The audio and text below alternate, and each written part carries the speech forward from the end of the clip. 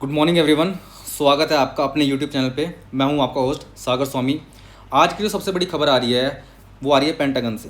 Pentagon जो कि United states के डिपार्टमेंट ऑफ डिफेंस का हेडक्वार्टर है, वहाँ से कुछ इन्फॉर्मेशन आई है कि जो यूएसए ने ईरान की 3 न्यूक्लियर फैसिलिटीज़ के ऊपर बॉम्बिंग की थी वो फेल रही, वो अपने ऑब्जेक्टिव अचीव नहीं कर पाई। एंड ईरान का जो न्यूक्लियर प्रोग्राम है वो अभी भी फुल्ली फंक्शनल है। जैसा मैंने आपको पहले दिखाया था वीडियोस में कि ईरान की जो 3 न्यूक्लियर फैसिलिटीज़ थी, फोर्दो, नातांस और एस्फहान, इनमें से 2 थी यूरेनियम एनरिचमेंट फैसिलिटी फोर्दो नातांस, और एक थी यूरेनियम कन्वर्जन फैसिलिटी। कन्वर्जन का मतलब होता है जो यूरेनियम से दूसरे फिजाइल मटेरियल्स बनाए जैसे प्लूटोनियम एक्सेट्रा, जो atomic bombs and hydrogen bombs बनाने काम आता है। अब जो बताया जा रहा है कि ये जो फैसिलिटीज़ इतनी ज़्यादा अंडरग्राउंड थी कि जो बॉम्ब्स थे वो वहाँ तक पहुँचे ही नहीं, और वो फैसिलिटीज़ अभी भी इंटैक्ट है। ये देखिए, US strikes did not destroy Iran program says intelligence assessment. अब मैं इसका कारण बताता हूँ आपको। यूएसए ने जो बॉम्ब्स गिराए थे वो थे मैसिव ऑर्डिनेंस पेनिट्रेटर बॉम्ब्स, जिसे मीडिया में बंकर बस्टर बॉम्ब्स के नाम से भी बताया जा रहा था। इन बॉम्ब्स की कैपेबिलिटी है 18 मीटर कंक्रीट को पेनिट्रेट करने की एंड 60 मीटर्स अर्थ को पेनिट्रेट करने की। हाउएवर जो फोर्दो फैसिलिटी है, ये वाली जो फैसिलिटी है, ये है पहाड़ी एरिया में, पहाड़ों के नीचे बनी है ये पहाड़ों के भी 80 टू 90 मीटर्स अंडरग्राउंड है। तो ये बताया जा रहा है कि ये फैसिलिटी जो है एंड इवन नातांस भी अभी तक इंटैक्ट हैं।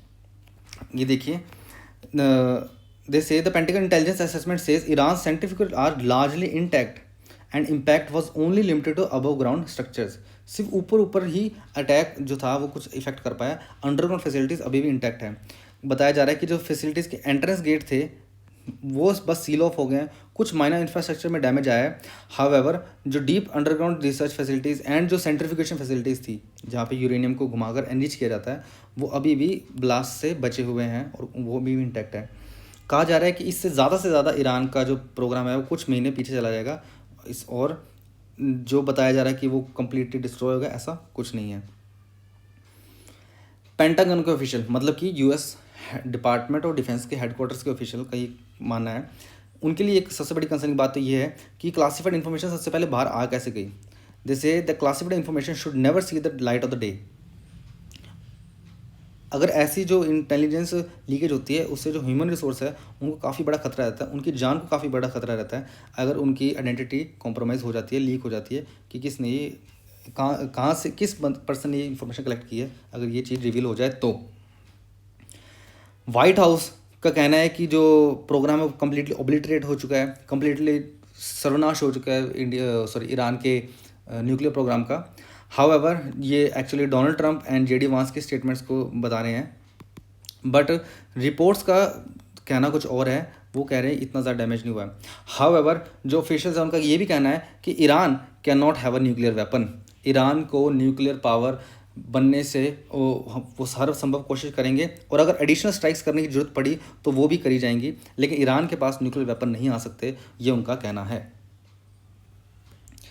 अगली खबर साथ ही साथ जैसे कि डोनाल्ड ट्रंप और सीएनएन का तो चलता ही रहता है। ये डोनाल्ड ट्रंप कह रहे हैं कि सीएनएन फेक न्यूज़ दिखा रहा है।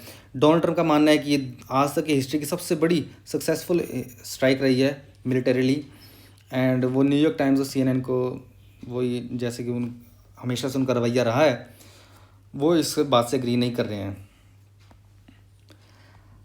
आगे चलते हैं। जो डोनाल्ड ट्रंप है वो इन दिनों ऑलरेडी काफ़ी ज़्यादा फ्रस्ट्रेटेड हैं। जैसे कि ईरान और इजराइल के बीच में डोनाल्ड ट्रंप ने जो सीज़ फायर घोषित किया था और एक डेडलाइन सेट की थी, इस समय के बाद दोनों देश पूरी तरह सीज़ फायर का फॉलो करेंगे, बट दोनों ही देश ने उसका कंप्लीट वायलेशन किया। दोनों ही देश ने एक दूसरे को बहुत सारी बैलिस्टिक मिसाइल दागी, और डोनाल्ड ट्रंप के समझाने के बावजूद दोनों देशों को इंडिविजुअली कोई भी उनकी बात नहीं मानने को तैयार था। एंड वो काफ़ी फ्रस्ट्रेट हो गए। आज सुबह उन्होंने एक ऐसी स्टेटमेंट दी जो कि अपने आप में काफ़ी फ्रस्ट्रेशन को दर्शाती है। इजराइल ने आज सुबह बताया है कि ईरान ने सीज़ फायर होने के बाद उनकी जो एयर स्पेस के अंदर मिसाइल्स को लॉन्च किया, एंड देन उनके फाइनेंस मिनिस्टर ने कहा कि then Tehran will tremble, and as retaliation then Israel ने ईरान के ऊपर काफ़ी सारी बैलिस्टिक मिसाइल्स एंड जेट्स वगैरह भेजे हैं और वहाँ पे डिस्ट्रक्शन की है। डोनाल्ड ट्रंप अगेन दोनों को देशों को समझा रहे हैं, वार्निंग्स दे रहे हैं कि एक दूसरे पे अटैक करने से बचो, इस सीज़ फायर का फॉलो करो।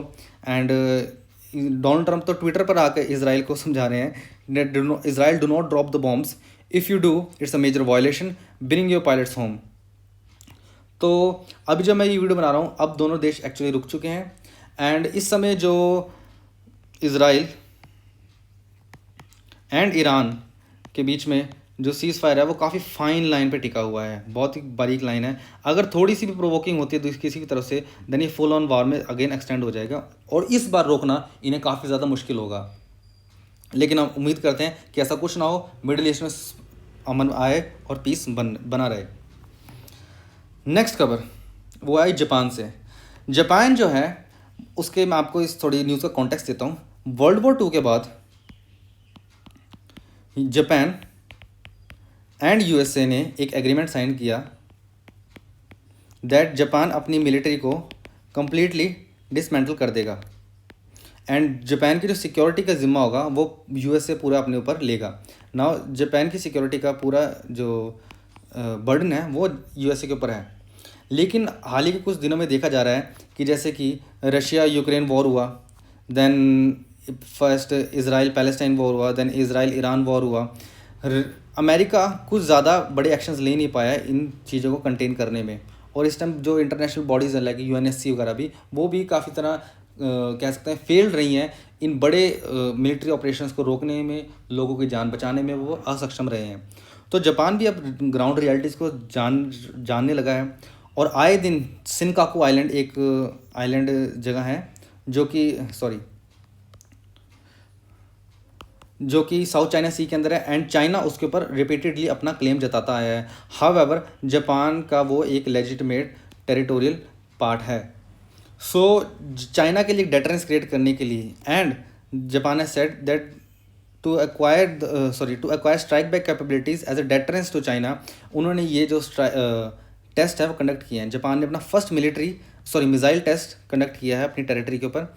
इससे अब ये क्रूज़ मिसाइल्स अभी तो ये शायद डेवलप कर रहे हैं, आने वाले टाइम में शायद ये बैलिस्टिक मिसाइल्स भी डेवलप करेंगे। और इस साल के अंत तक जापान अपने टोमाहॉक्स मिसाइल जो थी, जो यूएसए ने अभी ईरान के ऊपर भी लॉन्च की थी उनकी फैसिलिटीज़ के ऊपर, वो भी इस साल के अंत तक लगा लेंगे। तो अब देखा जा रहा है कि जापान भी अब धीरे धीरे अपनी मिलिट्री को एक्सपेंड करेगा और अपनी जो मिलिट्री पावर है उसको भी स्ट्रॉन्ग करेगा आने वाले समय में। तो जापान के लिए आई थिंक ये एक पॉजिटिव चीज़ है उसको, क्योंकि इस टाइम इंटरनेशनल रिलेशन में अगर देखे जाए तो सबसे ज़्यादा एक देश को जो मदद कर सकता है वो देश खुद। कोई भी देश, दूसरा देश उसको बचाने नहीं आता है, हर देश को अपनी मदद खुद ही करनी होती है। एंड आई थिंक जापान का ये काफ़ी रैशनल मूव है, और मैं बाकी सभी लोग जो इसके फेवर में हैं वो इसको काफ़ी सपोर्ट करते हैं। नेक्स्ट खबर आ रही है नाटो से। नाटो जो कि है नॉर्थ अटलांटिक ट्रीटी ऑर्गेनाइजेशन।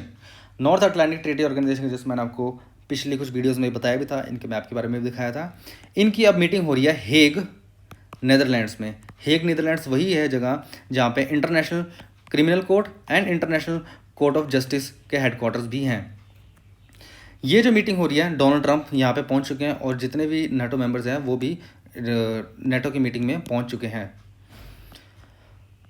जो ये मीटिंग कराई जा रही है, 2 दिन की मीटिंग है, इसका मेन पर्पस बताया जा रहा है कि जो रशियन प्रेसिडेंट है पुतिन, उनको एक मैसेज जाए कि नाटो अभी भी एक यूनाइटेड फोर्स है, एंड वो यूरोप की तरफ एक्सटेंड करने की कोशिश ना करें।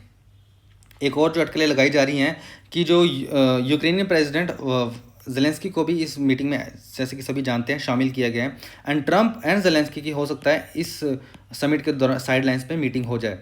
तो ज़ेलेंस्की ऑब्वियसली उनसे आर्म्स एमिनेशन और कैश की डिमांड करेंगे ताकि वो अपने जो स्ट्रगल है रशिया के अगेंस्ट उसको फाइनेंस कर सकें और उस स्ट्रगल को जीत सकें। हाउएवर लगता नहीं कि अगर ट्रंप और जो दूसरी यूरोपियन कंट्रीज़ हैं वो ऐसा कुछ स्टेप लेंगी, और वो पीछे ही हटेंगी, क्योंकि ऑलरेडी जो ये रशिया यूक्रेन वॉर है उनसे उनको काफ़ी ज़्यादा लॉस जो है वो सफ़र करना पड़ चुका है। और इस टाइम ट्रंप का भी रवैया ज़ेलेंस्की के प्रति कुछ ज़्यादा अच्छा है नहीं। तो आई थिंक ज़ेलेंस्की को कोई ज़्यादा फ्रूटफुल रिजल्ट मिलने नहीं वाला है। लेट्स होप उनको क्या रिजल्ट्स मिलते हैं। अगली खबर पे चलते हैं। मॉस्को, दैट मीन्स रशिया ने जो इजराइल और ईरान के बीच में सीज़ फायर हुआ है उसको सपोर्ट किया है और वो चाहते हैं कि ये आगे सस्टेनेबल बना रहे। However at the same time Russia ने यूक्रेन के ऊपर अटैक भी किया और कई लोगों की जान भी जा चुकी है। तो इसको हम कह सकते हैं क्लियर डाइकोटमी ऑफ वर्ड्स हैं इंटरनेशनल रिलेशन में, और कई बार ये चीज़ें करना ज़रूरी भी होता है इंटरनेशनल डिप्लोमेसी में। नाउ अब मैं आप हमारे इंडिया के लिए एक प्राउड मोमेंट वाली बात बताने जा रहा हूँ। एक्सियोम 4 मिशन के मेंबर बन चुके हैं हमारे शुभांशु शुक्ला, और एक्सियोम 4 मिशन लॉन्च हो चुका है। एक्सियोम 4 मिशन के बारे में आपको बता देता हूँ। एक्सियोम स्पेस एक स्पेस एक्सप्लोरेशन रिसर्च कंपनी है, प्राइवेट कंपनी है ये, एंड इनका जो मिशन है एक्सियोम 4, इसका जो मेन टारगेट है वो है इंटरनेशनल स्पेस स्टेशन पे जाना, वहाँ पे रिसर्चेस वगैरह कंडक्ट करना है। उन्होंने 4 एस्ट्रोनॉट्स जो सिलेक्ट किए हैं, उनमें से हमारे इंडिया के शुभांशु शुक्ला भी हैं। एंड कल रात को ये जो स्पेस क्राफ्ट है वो लॉन्च हो चुका है एंड अभी तक ये सक्सेसफुली काम कर रहा है। जो मैंने वो जैसे बताया कि इंटरनेशनल स्पेस स्टेशन पे जाके ये कुछ रिसर्च अपनी कंडक्ट करेंगे। हाउएवर जो ये मिशन था ये मई में शेड्यूल्ड था, बट कुछ टेक्निकल फॉल्ट्स आने की वजह से और इंटरनेशनल स्पेस स्टेशन में कुछ लीकेज वगैरह की वजह से ये बार बार डिले होता रहा प्रोसेस।